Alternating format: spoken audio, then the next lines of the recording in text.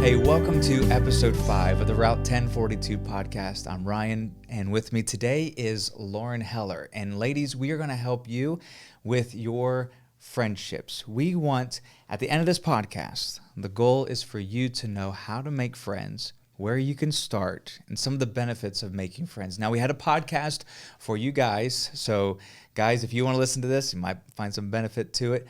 But ladies, this is for you. And I'm excited for this conversation, and I hope you listen all the way through. When we're talking about friendships, and let's just go back a bit. Okay, so for a teenager, they're making this transition, this journey from childhood to adulthood.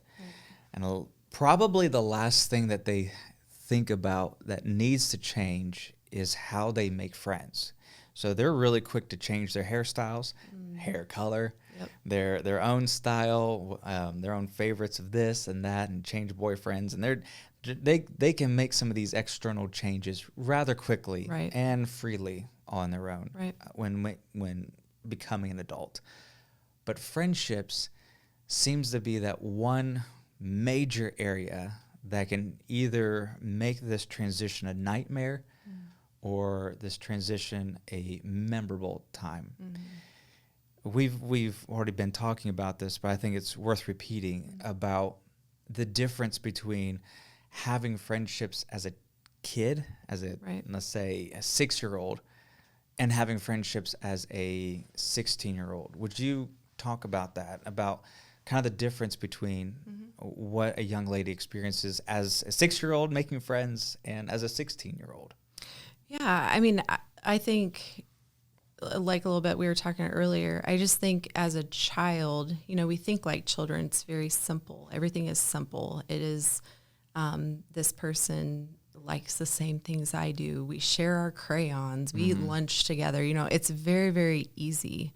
But as we grow and change, God doesn't want us to stay the same. That was never the intended purpose. I mean, we're supposed to grow and change and become adults. And I think as we're walking through that, we just need to realize that we're going to maybe make mistakes in friend choices too. And so maybe going into it, realizing that the person that maybe for one semester that you sat in lab with or something and you really connected with, something may change second semester, or they may make a human mistake. We make mistakes and an error in judgment, and that changes things. And so there's just so many factors that start to come in as teenagers and as we grow and change, and hormones and all of that stuff that you have to start to factor in and realize that we are surrounded and ourselves are just sinful human beings, and we're going to mess up. We need to be quick to seek forgiveness, give forgiveness, and seek wisdom too. I think that is the number one thing, is wisdom in who we surround ourselves with. They're either going to spur us on or drag us down, and we are either going to spur people on or drag people down too. And I think that's the transition between a childhood vision of playing with somebody on the playground and you're my friend today and you're not my friend tomorrow because you took my sandwich or something so silly, to growing and realizing that there's a lot more depth to friendship than just the surface things. Because I find, and I'm sure you've seen this before and maybe experienced it, that teenagers who hold on to that childhood friendship style and they carry that into the teenage life, it becomes difficult. It becomes a whole big mess. It's drama. That's what it is. It's drama. You have kids as 6-year-olds and 7-year-olds. They make friends based on their same environment. They like crayons, they eat bugs, whatever it may be, right? And then that transition, or that way of making friends, is now in their teenager years.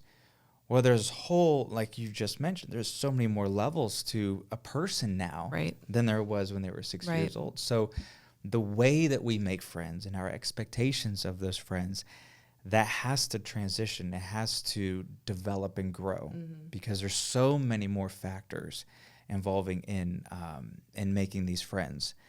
Can I add something to that really quick too? Yeah. I think also as children, you're not as aware as what is going on in your home environment. You know that you're loved, you're warm, you're safe, you're fed, all of those things.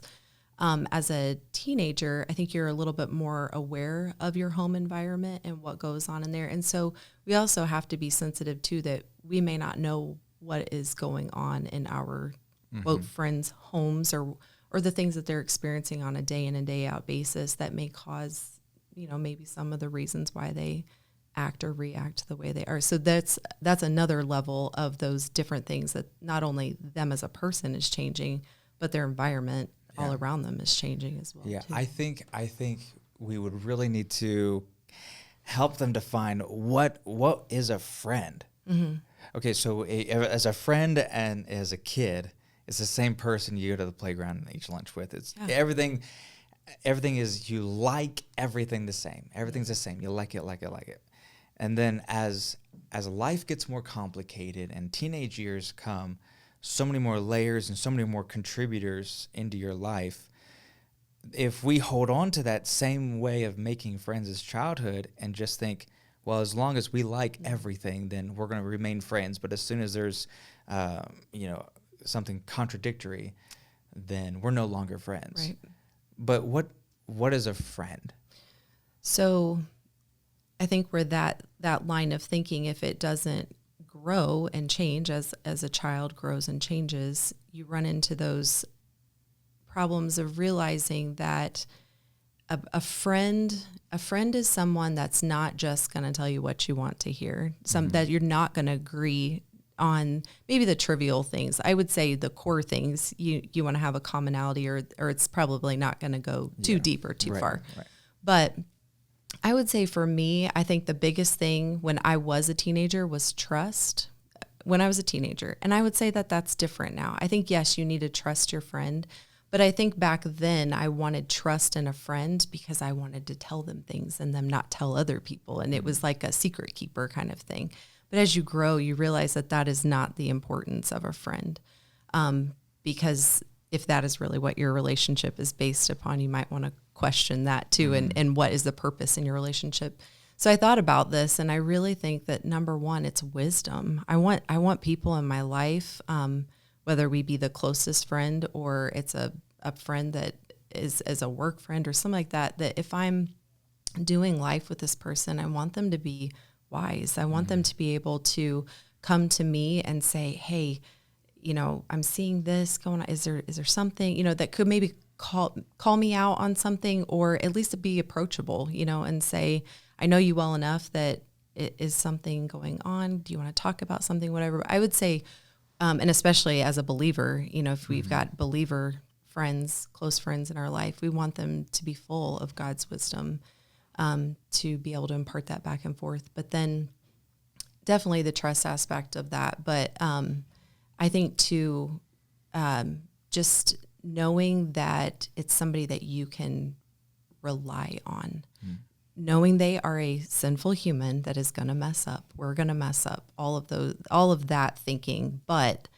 knowing that it's somebody that I could call upon, that would be there for me. That's a good listener. I think listening is key too. Somebody that, I know if I needed to talk about something or if they needed to talk to me about something, that I would truly listen to them, not looking at my phone, doing 700 other things and, pretending to listen, but truly listening, asking questions, waiting for them to answer, really taking an interest in who they are as a person. Yeah. And that takes time.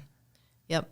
You're not, we talk about friendships and then we'll sometimes ask, who's your best friend? And then usually if it's a best friend, we've been best friends since 8 years old, right. 4 years old. We were in the nursery together.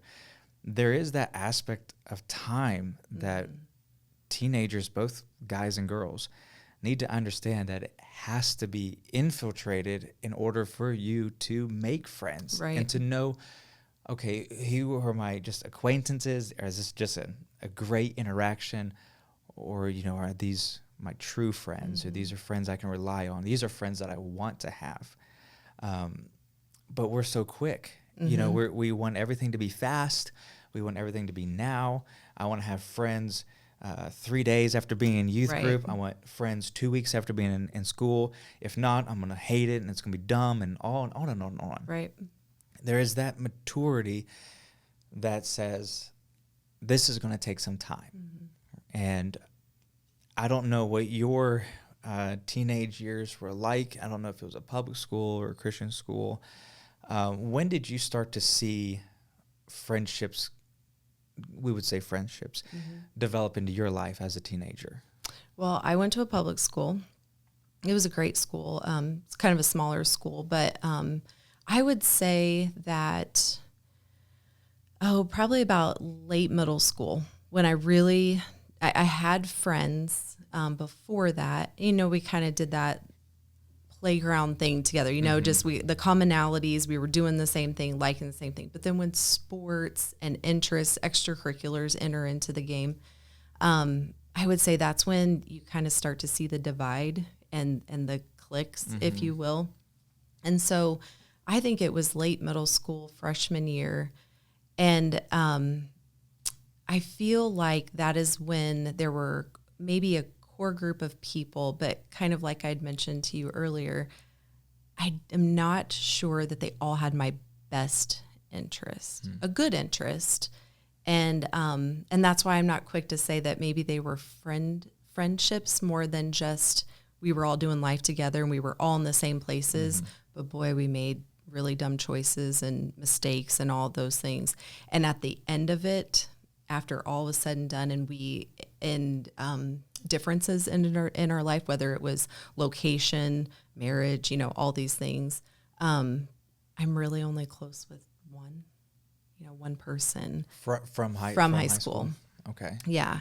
And so I just think time will tell, like you were saying, seasons, situations, things that have come up, and just things change, you know? And so that true bond that I do have with the one person, we were friends since we were 5, met one time and friends forever. That's so, cool. Yeah, it's very cool. Now, up to this point, it sounds like a lot of work. Yes. Right? Like, why would you want Right. friends if it's going to take time? hard. You have to have wisdom, Yes. and you're loyal and trust and this and this. So why can't young ladies just have this, I am a strong, independent woman, and I will be myself. I don't need anyone. Yeah. Why is that? Well, I mean, it's promoted so much that you don't need a man, you don't need another person, you can just do this yourself. Right. Why is that dangerous or harmful for teenage girls to go through this transition in their life without friends or having this mentality? Well, I would say from what I've learned now, I will speak to that. I will say I always feared being alone in high school. So I never experienced that lone wolf thing, you know, in high school, just wanting to be by myself. I loved being surrounded by people. But on this side of things, I would say the being alone is where you could kind of start to get into your own head and kind of listen to your own lies about things. And I believe also, we talked about this earlier, I mean, God didn't intend for us to be, you know, to do life by ourselves.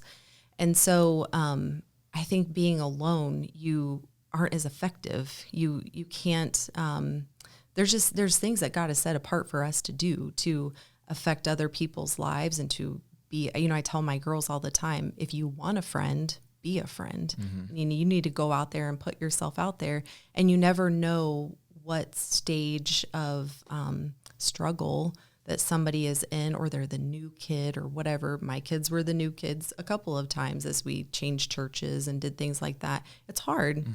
And so you need to put yourself out there and realize that you don't know where somebody's at, and you, as a believer, as a professed believer, you have something to offer to that girl, you know, even if it's just one girl, even if it's just occasionally, just make that contact so they have somebody to turn to when maybe there's a day that feels hopeless. Right. I think there's that such diminished value of relationships and connections, because what relationship in so many teenagers' lives are not broken? Right. Okay, so why would they want to have friends if all friends do is stab you in the back? Right. Why would I ever want to have a boyfriend and get married if all of a sudden it's just going to end in divorce? Right. So they are always constantly around broken relationships. So when the idea of, or I should say, the biblical view of friendships and making friends, if it's going to take all this work and this is what's going to happen, man, why should I try in the first place? Well, the huge lie is that friendships don't matter. Mm-hmm. That you use people to get what you need, and then once they're done, move on. Right. The second lie is hold on to the lie that they're eventually going to hurt you. Mm. So you have people surrounding you. You have these girls have their girlfriends and these guys have guys. But in the back of their mind, as soon as a boy walks in around all the other girls, and the girls are going to stab each other in the back over that, and they're going to vicious animals. It happens all the time.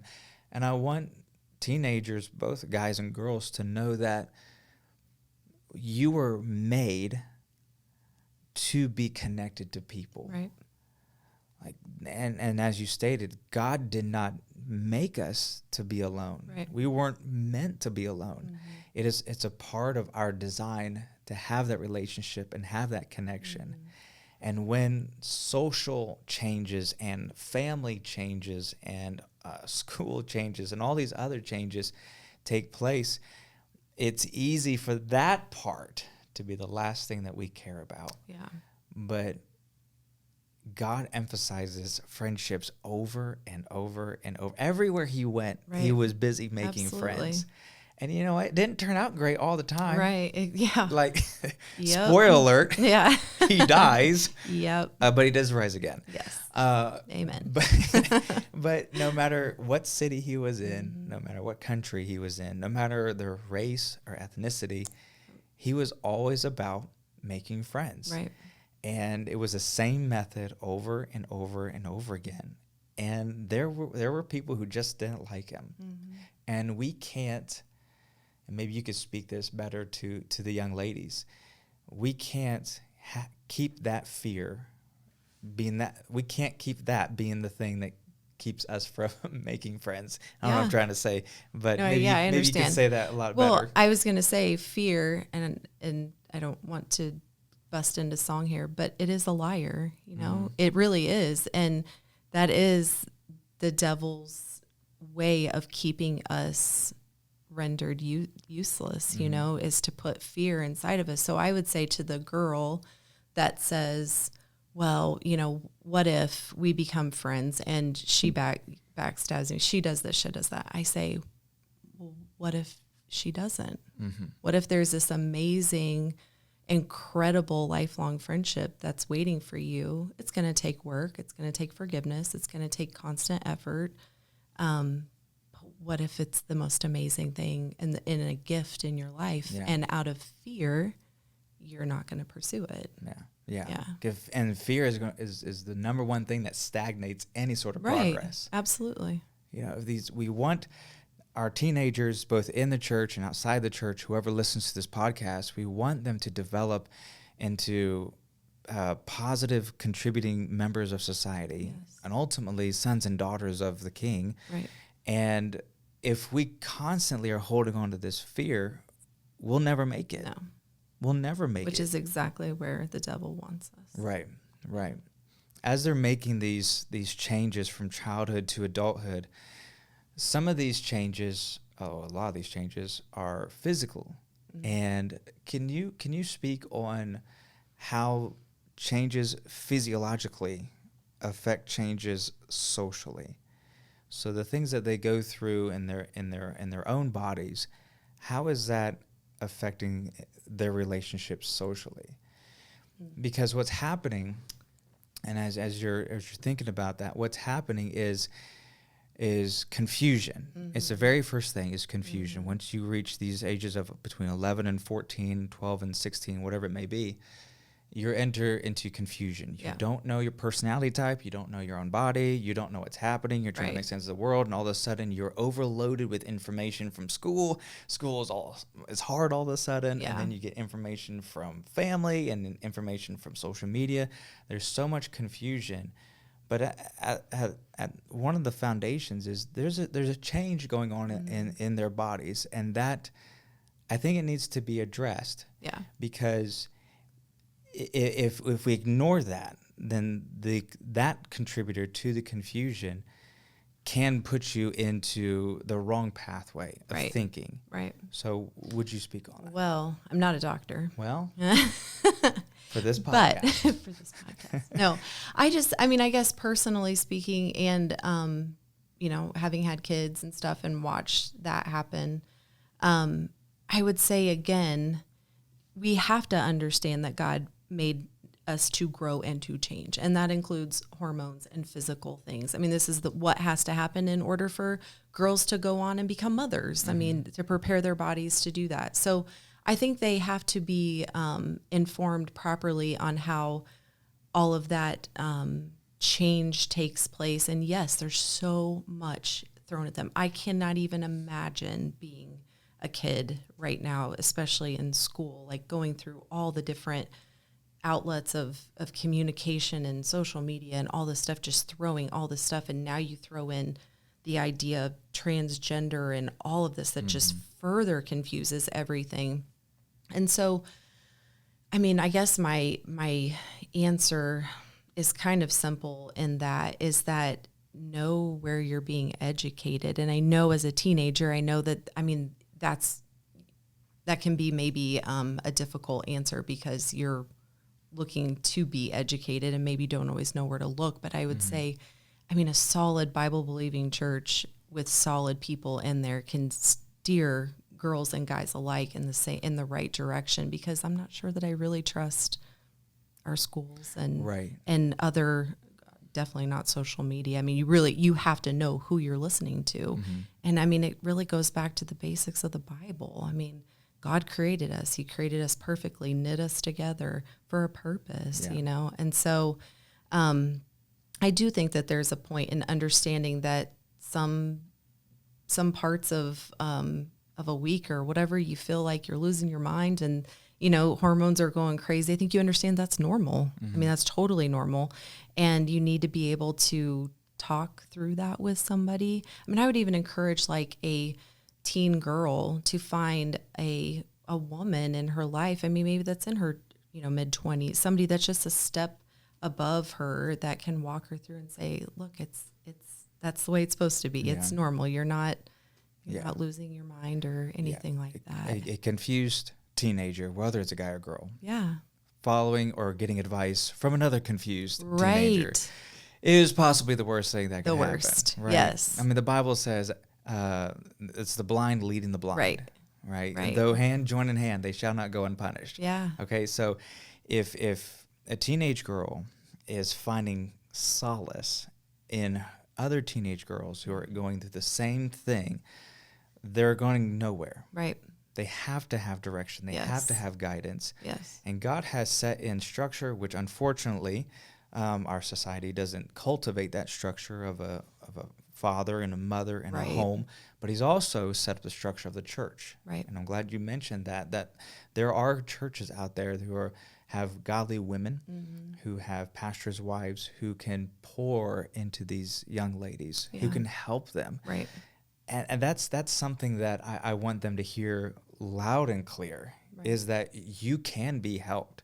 Absolutely. Like your problem isn't the only time anybody has ever gone through that. There have been countless women. There's been countless men, guys, who have gone through what you're going through. Right.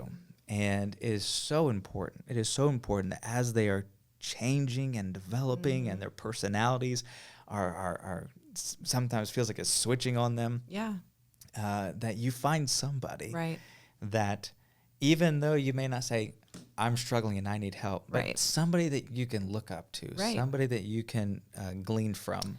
Yeah, and I would say that that's a beautiful thing to start at a young age, because you really want that for the rest of your life. That whole Titus model of an older woman, encouraging and guiding the younger women. I mean, it goes all through life. I mean, me now as a mom with older kids, I want to speak to older women that have grandkids and are a step ahead of me to encourage me and speak wisdom into me. So it doesn't just stop as, once you reach adulthood, once you're 18 or whatever. I mean, I think that model needs to go on for life. Just keep reaching backwards and helping that next generation to strive to be the godly women that God wants them to be. Yeah. And they're making this transition from childhood to adulthood. One of the changes that they might find in themselves is their personality type between an introvert and an extrovert. Yes. So the introvert is the one who just keeps to himself or keeps to herself, and is happy that way. Yeah. I mean, they don't mind the people around them, but they enjoy less interaction. Right. I think it's trying to find somebody who said there's a difference between someone who is shy and someone who's an introvert, but because I don't know anything about it, I can't say anything. Okay. But then you have the extrovert. So the extrovert is full of interactions, is seeking out interactions, whether in small groups or large groups. When we're talking about helping these young ladies being a friend and making friends, could you talk to the extroverts, the ones who are the outgoing, they're the bubbly personalities, they're the ones who just jump in, and I love those people. Yeah. They're great because as a youth pastor, we need those people. Yeah, absolutely. Because, a lot of times the things that we ask them to do, nobody wants to do it. Right. Nobody wants to eat baby food and wants to do all this sort of stuff. But then you have like these extroverts who are like, yeah, I'll do it. I don't care. It's great. They just love interaction. Right. Could you speak to them about the importance of moving from interacting to people to making friends? Okay. It is important that the extrovert interacts. That's a part of their personality. But there needs to be the understanding that not all these interactions you need to consider as friendships. Right. And talk about some of that shift in their mind that they'll need to make for that. Right. So I think of myself as an extrovert for sure. I love people. I really don't fear speaking in front of people or doing anything like that. I love it. I love meeting people. I would say that looking at all the people that you come in contact with as friends is kind of I would say silly, but it's not realistic because you can't have deep, meaningful relationships. And to put yourself out there as one that could be friends with all of those people, you're setting yourself up for failure because you can't possibly be that to all those people that need that. And so to that, I would say in my experience, because I like people and I am an extrovert, I look at it a little differently as maybe these aren't daily ongoing relationships with people. I have that small puddle of very close friends like that I can pour into. I can do a good job at that. But I also see the value in the occasional, very intentional reaching out to people. So I love to see, or maybe like to try to notice people, say at church on a Sunday. I love to find the people that just don't look like they have a clue what's going on. Like they're new and they don't know anybody and they're maybe a little bit scared or fearful. Those are the people I want to go to and make them feel welcome. And so, or introduce them to Susie and, all those, people that maybe they could connect with because, I noticed that you have a baby or a grandchild or something like that, and find those connections for those people. Maybe be the bridge to other people. And then just maybe get to know a little bit about them, a little bit about their situation, so that maybe you're not a deep, deep friend with all these people, but when you see them on the regular, hey, how's such and such going? How was your week? It doesn't have to be a super deep relationship, but it can still be meaningful because you're being intentional. Right. I think intentionality is huge. Yeah. Yeah. When you start seeing some of those people, out in the church, lost out and about, and you're making all these interactions, you still have to make friends. Right. Okay, you can't say I have so many friends. I have all these friends. Right. When in all actuality, you have lots of interactions. Mm-hmm. And what to you is the difference between your puddle of friends and the mass of people that you interact with? I would say that I have asked God for wisdom in that small core group of people that maybe goes back to what we talked about earlier. These are people that I feel like are wise but humble in their wisdom, that are a step or two ahead of me, have experienced things, people that have walked through really hard things with me, and we've grown together. So I think it's just doing life and doing like the hard things of life together. Even people that were willing to forgive me for some, big things. And we were able to put that behind us, learn from it, go forward. Those that didn't hold a grudge, I guess, or things like that. Just wisdom. I think wisdom is big, just somebody that you can walk through big things, because the big things are going to happen in everybody's life. Right. If right now everything's cool and calm, just wait, because it happens to all of us. Yeah. Something, we're going to lose somebody, we're going to walk through a diagnosis. I mean, there's something, there's always going to be something. And you do need a person or a few people to be able to walk that journey with. I would say in the last 5-ish years has been a journey of really deep grief in my life. And I don't think I would have come out the other end had it not been for those people that constantly poured truth into me, but then also told me to get up when I just didn't feel like doing anything. So it's not all just the good and fun things. Yeah. It's the hard things too. Right. Yeah. And out of that comes something so precious. Yeah, absolutely. Yes. Now let's speak to the introverts. Okay. Now this is, I feel for the introverts, because I find myself being very introverted, how I can be on stage and I can have the presence and I just thrive. I love being in front of people. I love being on camera. I just love it. And I just love capturing people's attention and surprising them with what I'm going to do or with what I want to say. But then when I'm done with that, I'm an introvert. Right. Now, for somebody whose main personality is an introvert, so they thrive with less interaction. Right. And we need to let them know that it's not a bad thing. Right. Being an introvert is not a bad thing, but it kind of does make making friends a little more difficult. Right. Because it's not that it's impossible. No. But when you've gone through so many things that can cause you to be an introvert, maybe something bad happened at home. Right. Maybe something happened in the past. And now you don't trust anybody, and you've allowed all these different contributors, body image, to affect you. Now you're an introvert. If that's the case, right, can they still make friends? Can an introvert make a friend? Absolutely. Okay. I would speak to this as having had a few close introverts in my life, close friends. It goes back to patience. We were talking about things take time.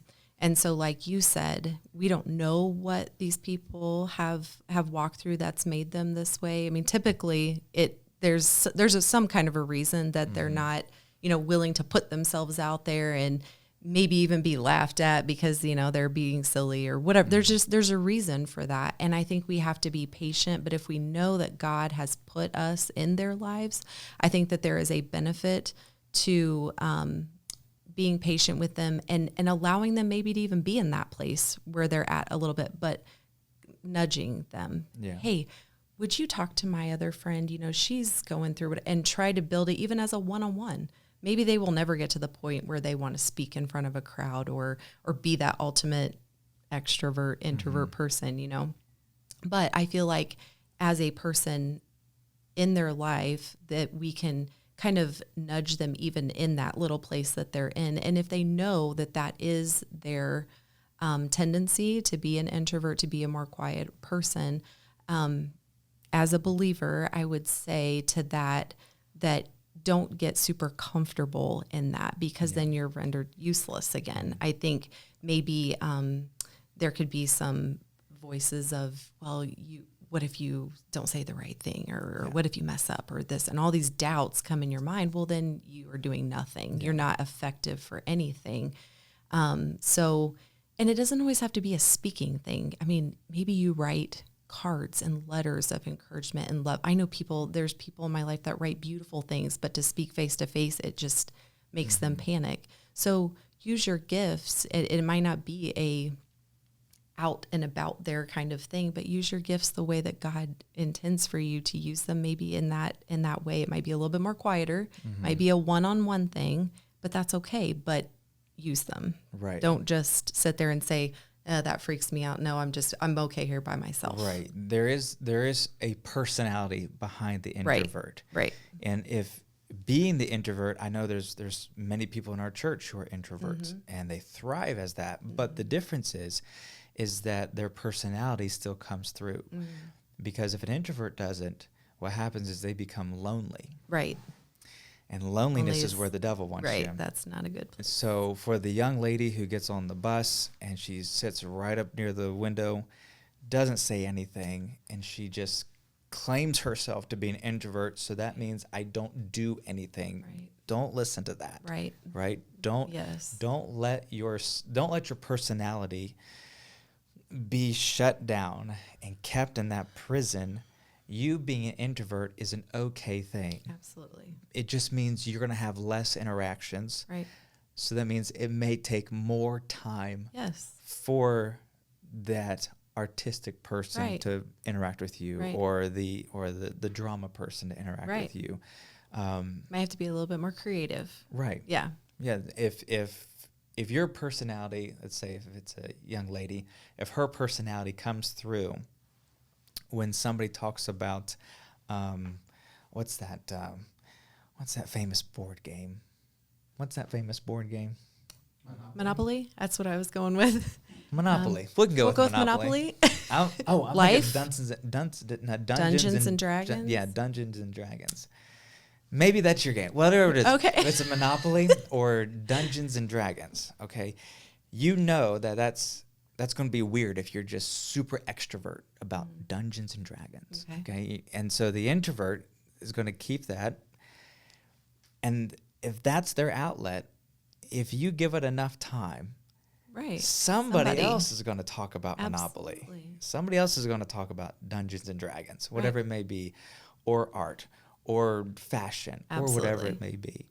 So for the introvert, I think our biggest advice for them would just be patient and don't be alone. Right. And persistent. Right. They need to be persistent in their patience, for sure. Yeah. I mean, it's not going to happen in 3 weeks. No. If it does, it's great. Right. If it doesn't happen in 3 months, would you say that a best friend is worth waiting for? 100%. Because of all the things that you find the value in a best friend, of all the things you've already been through as a teen and into adulthood, best friends are worth waiting for. Absolutely. So to the introvert, we say, just be patient. Right. Just wait. She is on her way. Your best friend's coming. That's right. Just make it, name it and claim it. I don't know. You can't do that. I guess you can. I want to talk about, making some changes. Young ladies sometimes feel that they have to make changes in order to make friends. Would you say there's a pendulum to that, to where as the journey from childhood to adulthood, we always say just be yourself. Right. Just always be yourself. Right. Be yourself. Don't be a fraud. But is there to a point that they may need to make some changes in their personality or in their life, their lifestyle, and yet still remain the same? Because there's always that pendulum that swings all the way to the left. It says, I need to change everything about me. I'm going to dress however they're dressing. I'll do whatever they're doing. I'll date whoever they're dating.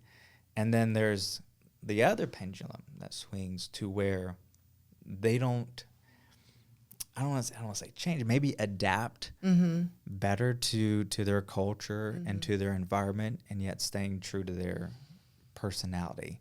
Yeah. How would you advise young ladies about making this, as they're journeying from childhood to adulthood, how would they address, do I need to change or do I need to stay the way I am? Right. I think it comes down to maybe touching back on personality, physically. There's a lot of different, I guess, maybe facets of that maybe change can be looked at. You never really want to change who you are, and you know who you are, especially when you're rooted in Christ. I mean, you never want that to waver, obviously. But I do believe as you get older and things change, I think to the girl that is trying to model maybe her appearance, maybe even the way that she acts, speaks, if that's modeled after somebody famous or somebody that she follows or whatever, I think that you do have to question that. We think back to our childhood, that you have these famous people that you look up to, and of course, whatever they wore, we wanted to wear and things like, I think that's totally natural.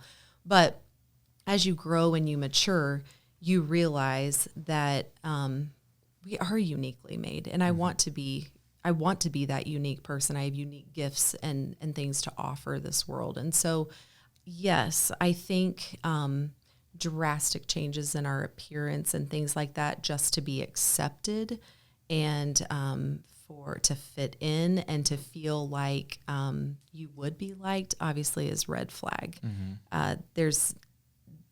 You're already changing enough and going through all this stuff, then to try to take on the appearance and the look of somebody that is clearly not you is just added stress. And it's not going to last. It's so temporary.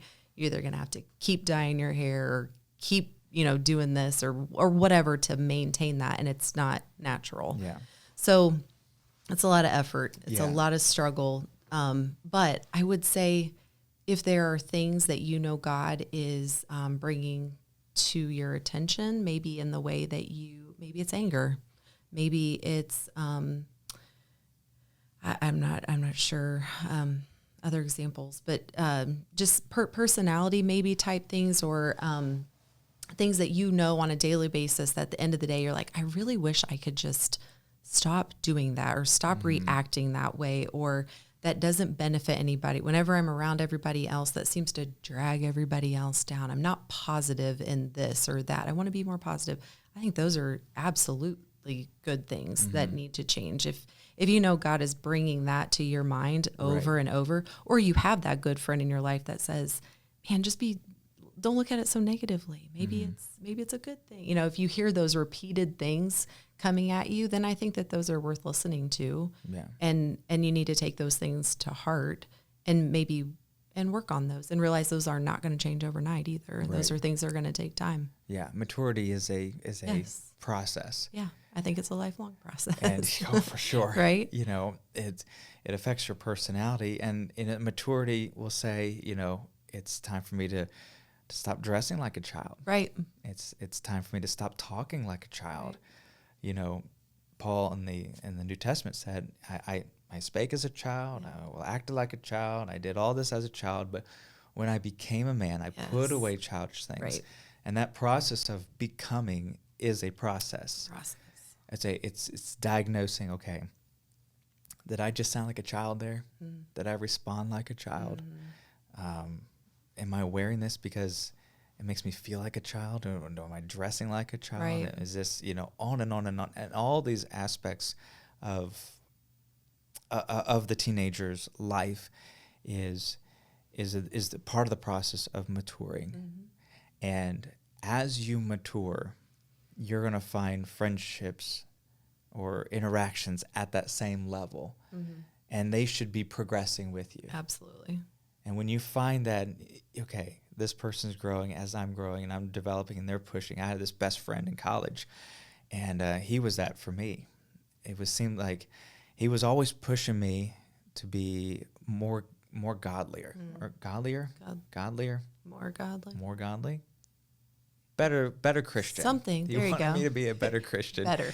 And it was a tough thing because I didn't like that because I was the pastor's kid. Like I was supposed to be Mr. Spiritual, but he was always pushing me, and I strove not just for him, but it was just a matter of him pushing me closer to Christ. And we were just absolute best friends all through high school, and I needed that, and even through college. And so for the young lady that feels like she has to change everything about her to the drastic, to the appeasement and to the pleasure of other people, it's vanity. Right. Because if it's not corresponding with true maturity, then it is for nothing. Right. I mean, I know very mature women who have dyed their hair purple and green, but you know what? It matched their personality, right? And that took time, right? That took time. But never changing yourself solely for the purpose of making other people happy. Right. Never ends well. Because that never ends. Yeah. You would do that forever. Absolutely. Right. And I would say, kind of back to what you were saying, the whole vanity and all of that. I mean, like, I think about this often. You never see people in a nursing home with six packs, right? Like, it all eventually just kind of fades away, right? So, I mean, yes, there's a point of taking care of yourself, and you want to present yourself as your best. But at the end of the day, these bodies weren't made to live forever. I mean, we're meant to grow old, age, and we're all going to die someday. Happy Thanks ending. Thanks for watching. But really, to that girl, because I will say that was a struggle of mine as a high schooler. It's looking at the girl either in the magazine or the cheerleader that's next to you or whatever, and being like, oh, that's what I want to look like. That's what I want. Oh, she apparently has it all together, and making these assumptions. And then that's what you strive for.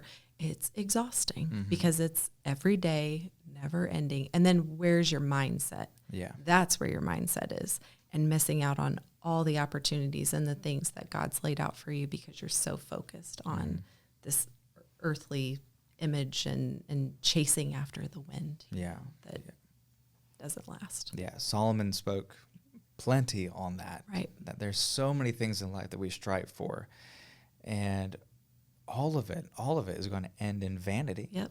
I mean, all the money we make, it's going to go to somebody else. Yep.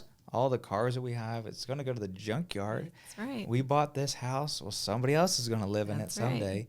And if we're constantly trying to change our lives just to be accepted by other people, it's going to end the exact same way. That's right. The exact same way. Yeah. What Christ wants is for us to dwell on this earth for however long we have. Right. To experience relationships in the most Christ-like manner. And out of that comes such a fullness of joy, the fullness of companionship, the amazing fulfillment that brings to life, that I don't need money. Right. I don't need the biggest house and the flashiest car and the biggest name brands on me to be happy, because I have a friendship. Right. And that supersedes absolutely everything. Absolutely. Just leaving for work today, hugging Tiffany goodbye, I had this thought that this is the most important thing. Yep. Like, how many people, I mean, it's so easy you can go buy a car. Like, that's the easiest thing in the world. Like, they'll accept you, no credit, and it doesn't matter, right? You go buy a car, people are going to debt for a car, right? Right.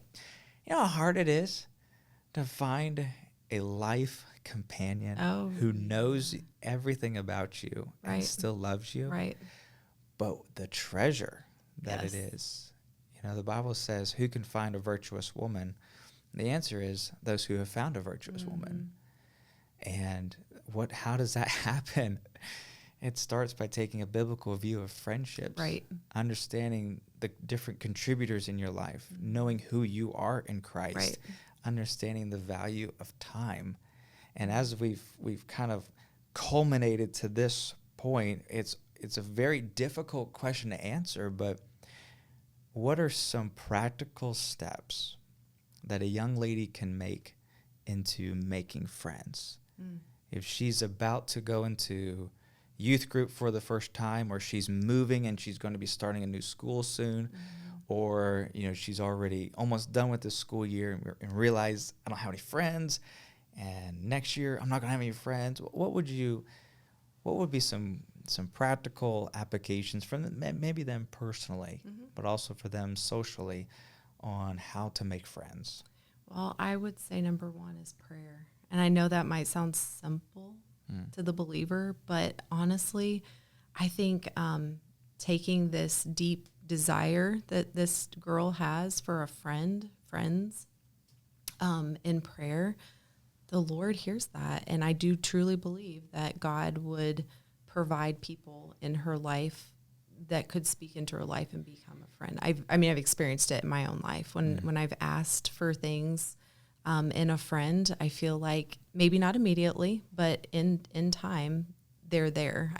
And maybe not super obvious either. It may have come about in a way of through circumstances, and I just have to have my eyes open. But I felt like the more I prayed for it, the more my eyes were open and willing to see it. And so, that would be the number one thing. But after that, I think it's being in places that where you would want to make a friend. So I would say, church, obviously, or church functions, things like that. I don't know, the library. Like I like to read.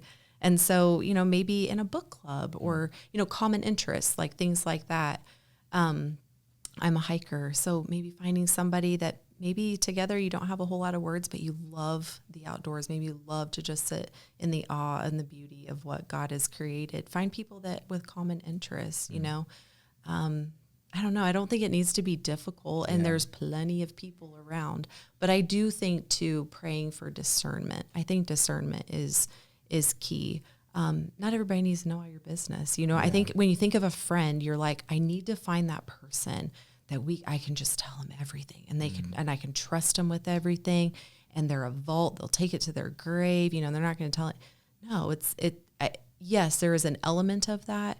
But I also think it just needs to start as somebody that you can walk through life with, that spurs you on, that sharpens you, and then just let it naturally evolve from there, because you don't know what a day brings. You don't know what you're going to walk through. Right. So don't define it too early. Yeah. Sure. We could easily complicate the matter. Absolutely. And I don't want to berate girls, but I do have 3 of them myself, and I married one. Yeah.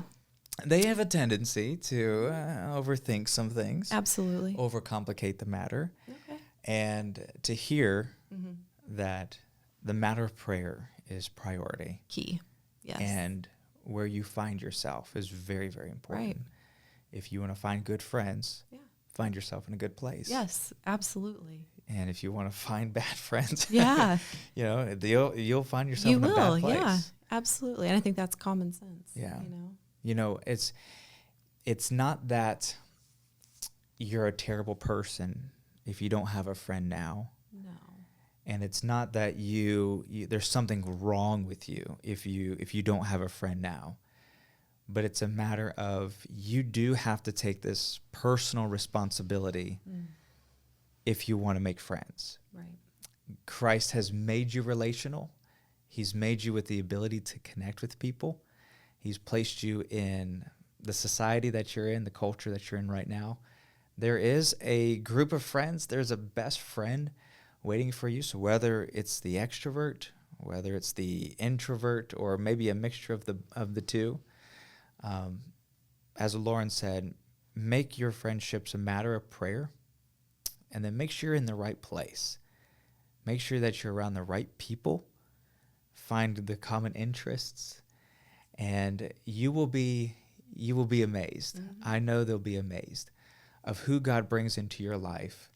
And friends now, you might have some friends later, and they may be two different people. Mm-hmm. But the relationships that God brings into your life, they're gifts, they're treasures, and they're worth waiting for. They're worth finding. So, Miss Lauren, thank you so much. Thanks so much. For this being was on fun. this podcast. And we hope that you enjoyed this podcast. We'll see you next time.